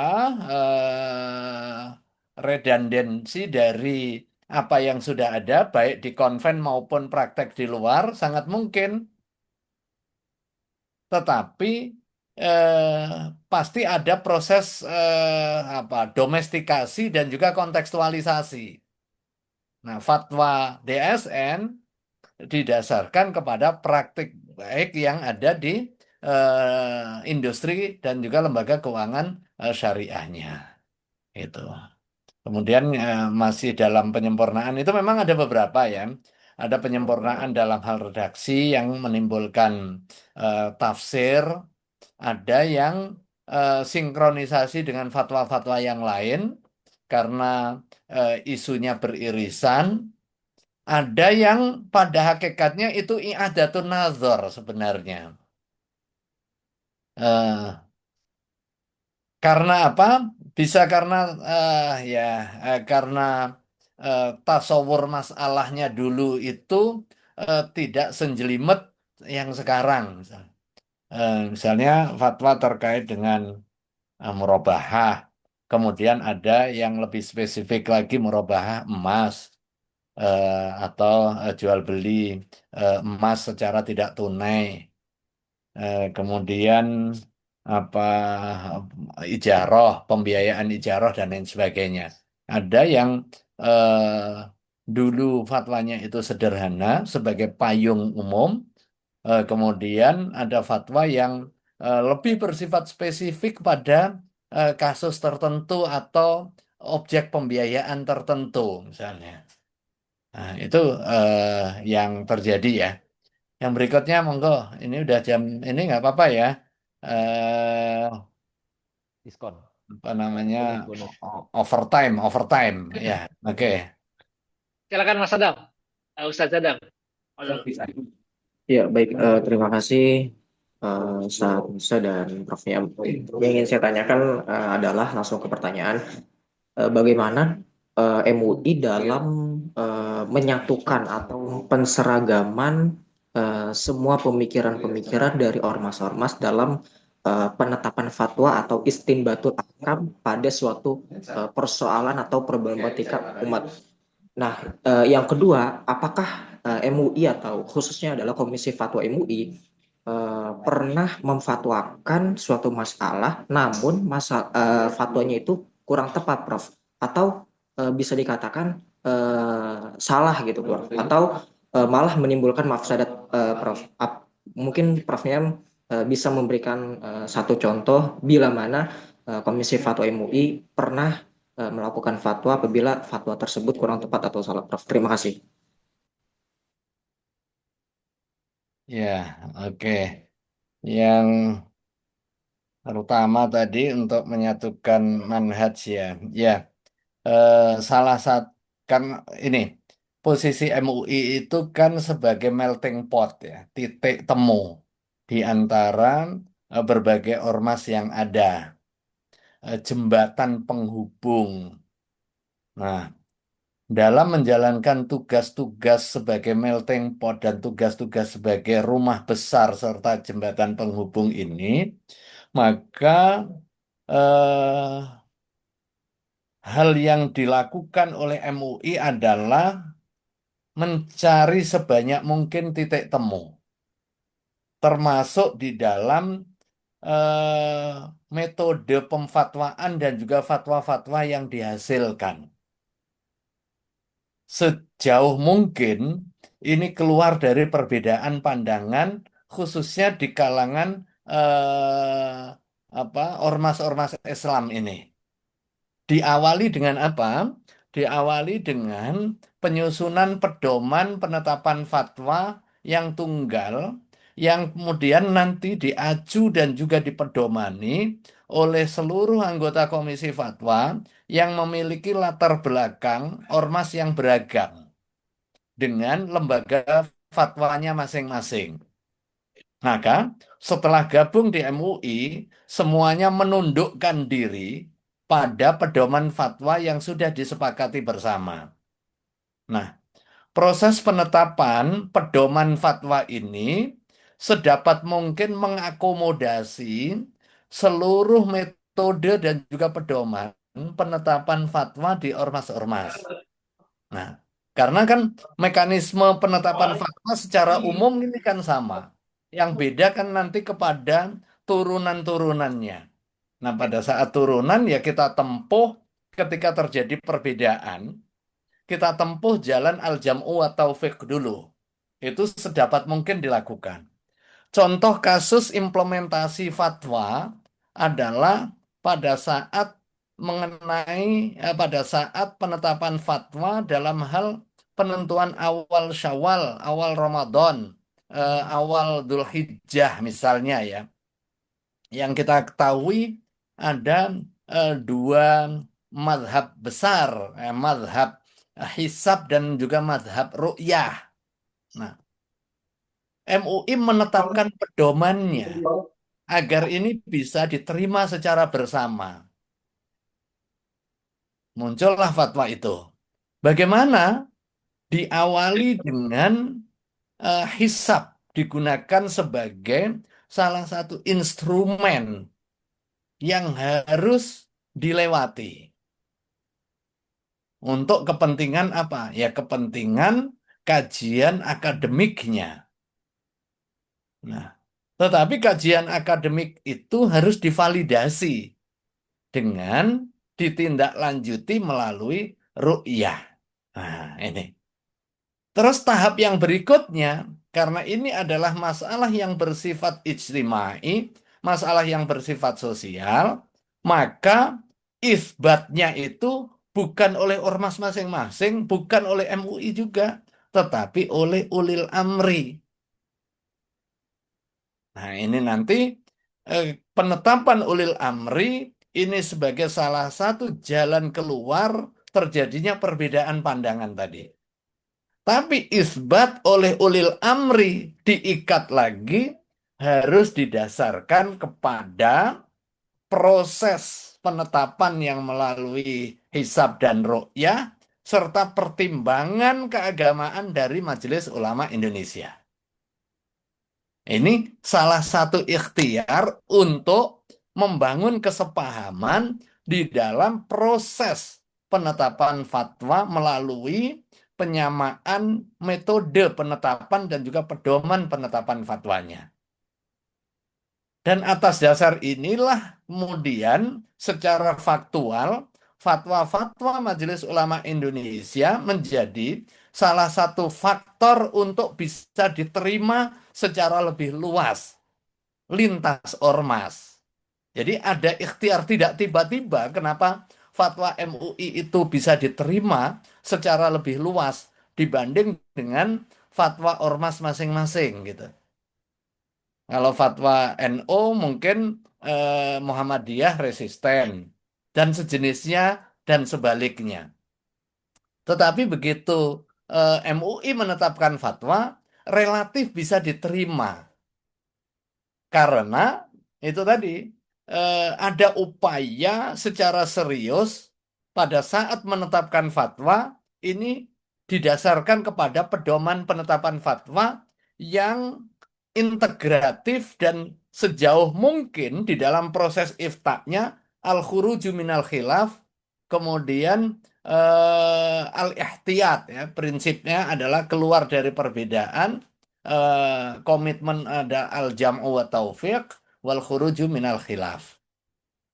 Ini eh, contoh di lapangannya lagi, misalnya fatwa terkait dengan sembelihan, kriteria eh, penyembelihan secara syar'i yang bisa diterima untuk kepentingan sertifikasi halal misalnya ya. Kalau di dalam pandangan fikih terjadi perbedaan pandangan mengenai syarat minimal urat yang dipotong untuk dinyatakan itu penyembelihan yang sah secara syar'i. Setelah semuanya sepakat hewan halal yang dipersyaratkan disembelih, dia harus disembelih. Nah, cara penyembelihannya itu terjadi perbedaan pandangan. Ada yang menyatakan satu urat saja cukup, al-hulqum gitu. Ada yang enggak, dua di antara empat. Ada yang menyatakan tiga di antara empat. Ada yang menyatakan empat. Ya udah, dalam rangka al-khurud minal khilaf, pedoman MUI menyatakan ya empat-empatnya harus terpotong. Nah, itu kepentingannya al-khurud minal khilaf. Nah, atas dasar itulah kemudian fatwa MUI relatif bisa diterima oleh para pihak, termasuk di dalam lembaga sertifikasi luar negeri. Fatwa MUI menjadi salah satu fatwa yang relatif bisa diterima secara lebih luas. Nah, ini salah satu khalfiyahnya ya. Kemudian yang kedua apa tadi? Ini Prof, pernah nggak Oh riset? ya, oke. Yang terjadi yang ada nazar ya. Ada salah satu contoh dalam kasus tasawur masalah haja yang berbeda. Misalnya ya, pada saat penentuan arah kiblat ya, ada dua kali fatwa. Eh, yang satu ya, eh, sebagaimana di dalam kajian fikih, bagi orang Islam yang berada di area Ka'bah, ya kiblatnya itu adalah Ainul Ka'bah. Tapi bagi yang nggak melihat Ka'bah, Jihatul Ka'bah. Nah, memaknai jihad kalau bagi orang yang di timur berarti kan arahnya ke barat. Ada kalau yang di timurnya Ka'bah maka arah kiblatnya ya barat gitu. Maka dalam konteks eh, ini fatwa MUI menyatakan kemana kiblatnya? Ke barat. Nah, baru kemudian ada fatwa berikutnya secara lebih detail. Barat yang kemana? Nah, gitu. Kalau baratnya barat persisi, posisi kita hari ini nggak nyampe Ka'bah, tapi nyampainya Afrika, nyampainya Cape Town atau mana gitu. Ya, udah, ya dijelaskan lebih kepada penjelasan fatwa yang pertama dinyatakan ke arah barat itu dengan menggunakan 4 arah mata angin. Barat, timur, utara, selatan. Nah, fatwa yang kedua lebih detail menggunakan 8 mata angin. 8 arah mata angin. Jadi, eh, di situ satu tema, kemudian ada 2 fatwa, tetapi kedudukannya adalah bayan. Jadi bisa jadi itu dimaknai sebagai i'adatun nazar atas tasawur yang berbeda. Tapi tidak di dalam posisi salah, lebih kepada bayan. Eh, Fatwa yang salah sampai hari ini kayaknya di fatwa MUI belum pernah dengar saya. Bukan karena gengsi, mungkin karena ya belum ada. Yang berikutnya, Satu lagi terakhir. satu lagi ya, terakhir aja ya. Mohon izin, Prof. Tafadhal Ustaz. Lapar juga saya. Ya, Ustaz. Tafadhal Ustaz. Baik, Syukrillah, mohon moga. izin. Oke, Assalamualaikum warahmatullahi wabarakatuh. Waalaikumsalam. Pertanyaan singkat dan sederhana, Prof. Ini terkait dengan relasi riayah antara MUI, terutama Komisi Fatwa Pusat dengan di daerah. Kita di daerah di MUI Kota Bima itu pernah mengeluarkan fatwa berkenaan dengan hukum joki cilik yang diikutsertakan di dalam perlombaan yang kemudian dalam beberapa kasus memang terjadi apa namanya korban begitu. Nah, untuk validasi fatwa itu sendiri bagaimana mekanisme kita untuk mengajukan ke MUI pusat untuk dicek gitu. Mohon mekanisme seperti apa, Prof, untuk itu. Syukran. Oke, eh, ada hierarki dan juga kewenangan fatwa. MUI pusat, MUI provinsi, MUI kabupaten. Prinsipnya, eh, fatwa MUI itu tunggal. Jadi, entitas yang tunggal. Karena itu, nggak berlaku kaidah al-ijtihad la yunqadu bil ijtihad dalam konteks MUI pusat, MUI provinsi, MUI kabupaten kota punya entitas masing-masing. Karena apa? Karena kita ini satu entitas. Maka atas dasar itu kemudian begitu ada fatwa yang sudah ditetapkan oleh MUI, dalam hal ini adalah MUI pusat, maka MUI provinsi dan juga MUI kabupaten kota itu hanya berhak menjalankan. Jadi nggak berhak men-challenge, apalagi kemudian menetapkan fatwa yang berbeda. Itu satu. Ini termasuk juga para pengkaji fatwa ini, biar paham juga. Itu. Konteks al-ijtihad la yunqadu bil ijtihad itu ketika ada orang lain melakukan ijtihad. Tapi kalau ijtihadnya dia, kemudian ada ijtihad berikutnya, terjadi rujuk anil fatwa, anil ijtihad tadi, maka harus satu yang dipegang. Kira-kira begitu posisinya. Nah, berbeda halnya kalau berbedanya itu karena berubah waktu, berubah tempat, berubah kondisi. Ya. Bukan karena salah mengambil dalil dan sejenisnya. Ini yang pertama. Kemudian yang kedua, pada kondisi tertentu, MUI provinsi dan juga MUI kabupaten kota diberikan kewenangan untuk menetapkan fatwa. Nah, wilayah provinsi kewenangannya masalah-masalah yang terkait dengan lingkup lokalnya di sana.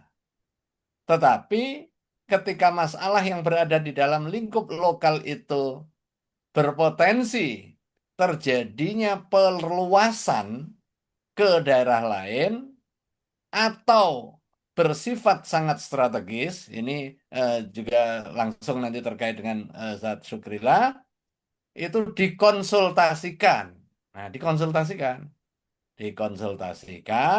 ke MUI Pusat. Ya tinggal nanti konsultasi kalau memang masalahnya itu bersifat nasional, ya jangan dibahas di MUI Bima atau MUI NTB, bisa diajukan ke MUI Pusat untuk dikaji dan juga ditetapkan fatwanya.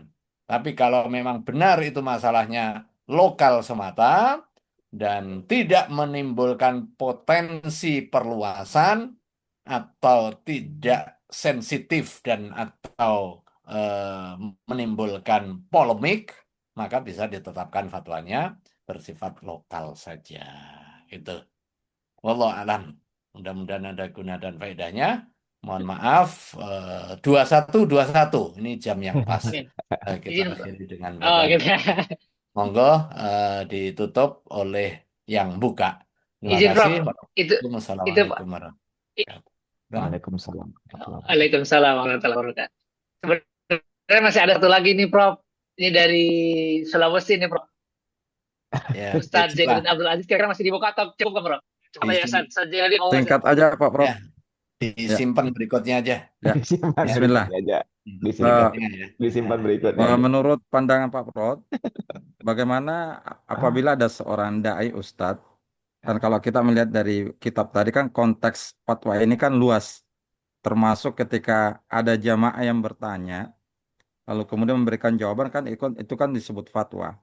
Nah, kira-kira kalau misalnya MUI Pusat sebagai lembaga resmi mengeluarkan fatwa di Indonesia, menyampaikan sebuah fatwa, lalu sang ustadz ini menyampaikan fatwa dari MUI terlebih dahulu, lalu kemudian sang ustadz ini juga menyampaikan fatwanya sendiri. Nah, itu atau misalnya si ustadz ini membandingkan dengan fatwa yang disampaikan oleh lembaga fatwa di luar negeri, misalnya dalam hal ini Darul Ifta. Nah, kira-kira apakah yang dilakukan oleh ustadz tersebut bisa masih dalam konteks yang wajar atau perlu diluruskan? Terima kasih Pak Prof. Ya, terima kasih. Kalau masalah yang disampaikan itu terkait dengan masalah yang terikat oleh aturan kewajiban mengikuti fatwa MUI, maka ya harus menyampaikan fatwa MUI sebagai pedoman. Misalnya terkait dengan masalah-masalah ekonomi keuangan syariah. Misalnya terkait dengan hukum murabahah emas dan lain sebagainya. Karena apa? Karena praktek ekonomi keuangan syariah itu harus mengikuti prinsip syariah dan prinsip syariah yang dimaksud adalah fatwa MUI. Demikian Konun menyatakan. Maka nggak bisa lagi men-challenge. Ini MUI menyatakan boleh sih, tapi saya haramkan. Nah, nggak boleh. Karena apa? Karena sungguh pun awalnya statusnya fatwa, tetapi dia sudah mulzim. Itu sudah mulzim. Nah, kalau terhadap masalah-masalah yang bersifat fardhiyah, misalnya terkait dengan Domino misalnya Pak Prof ya. domino, Ya, domino coba. terkait dengan kunut dan lain sebagainya, itu ya sangat mungkin misalnya fatwa MUI begini, kemudian fatwa Majma' Fikih begini, tapi menurut saya atas dasar dalil-dalil yang saya pahami begini, boleh nggak itu? Ya boleh, asal ketika dia menyebut menurut saya, itu dasarnya juga keilmuan. Argumennya adalah argumen fikih gitu. Nah, yang dia punya kompetensi di bidang itu. Apakah itu boleh? Ya boleh gitu. Siap. Oke, makasih banyak ya. Ya, syukron. Oke. Baik Prof, terima kasih Prof. Masya Ya, Allah terima kasih. dapat bonus kita nih. Prof. Iya, alhamdulillah. Bonus itu ada yang Alhamdulillah. senang, ada yang enggak dapat bonus itu. Apalagi bonus tambahan waktu. Oke. Sedekah. Alhamdulillah Alhamdulillah malam ini kita sudah membaca dan juga dari mensyarah. Prof, terima kasih. Semoga keberkahan atas Prof juga dan kita semua manfaat ilmu Prof. Amin. Saya serahkan kembali ke Ustadz Musa untuk ditutup dengan doa. Ustadz. Baik, kita cukupkan pertemuan pada malam hari ini. Semoga dapat ilmu yang bermanfaat, dapat insight yang berkah. Kita tutup dengan doa kafaratul majlis ya. Atau kita minta Prof untuk nutup doa Prof. Udah lanjut aja kayak biasanya. Kalau minggu kemarin pesyarah yang nutup dengan doa Prof. Oh gitu. Ya Ya. udah. Udah Al-Fatihah. Auzubillahi Bismillahirrahmanirrahim. Alhamdulillahirrahmanirrahim. إياك نعبد وإياك نستعين اهدنا الصراط المستقيم صراط الذين أنعمت عليهم غير المغضوب عليهم ولا الضالين آمين استغفر الله الذين استغفر الله الذين استغفر الله الذين اللهم صل على سيدنا محمد حمدا في نعمه وكفي مزيدا يا ربنا لك الحمد كما ينبغي لجلال وجهك الكريم وعظيم سلطانك اللهم اغفر لنا ولوالدينا وارحمهما كما ربيانا صغارا اللهم اغفر لنا ولإخواننا الذين سبقونا بالإيمان ولا تجعل في قلوبنا غلا للذين آمنوا ربنا إنك رؤوف رحيم اللهم انفعنا بما علمتنا وعلمنا ما ينفعنا اللهم سهل لنا أمورنا في ديننا ودنيانا اللهم أرنا الحق حقا وارزقنا اتباعه وأرنا الباطل باطلا وارزقنا اجتنابه اللهم لا إله إلا أنت سبحانك إني كنت من الظالمين ربنا ظلمنا أنفسنا وإن لم تغفر لنا وترحمنا لنكونن من الخاسرين اللهم إنا نسألك فهم النبيين وحفظ المرسلين وإلهام الملائكة المقربين ربنا آتنا من لدنك رحمة وهيئ لنا من أمرنا رشدا ربنا آتنا في الدنيا حسنة وفي الآخرة حسنة وقنا عذاب النار سبحان ربك رب العزة عما يصفون وسلام على المرسلين الحمد لله رب العالمين والعفو منكم والسلام عليكم ورحمة الله وبركاته. Waalaikumsalam warahmatullahi wabarakatuh. Waalaikumsalam warahmatullahi wabarakatuh. Saya yang membuka tadi, sekarang saya tutup. Mohon maaf atas segala kekurangan dan terima kasih banyak. Insya Allah kita bertemu pada pekan depan seperti biasa di jadwal yang sama. Sekian. Subhanakallahumma wa bihamdika asyhadu an la ilaha illa anta astaghfiruka wa atubu ilaik. Assalamualaikum warahmatullahi wabarakatuh. Wassalamualaikum warahmatullahi wabarakatuh.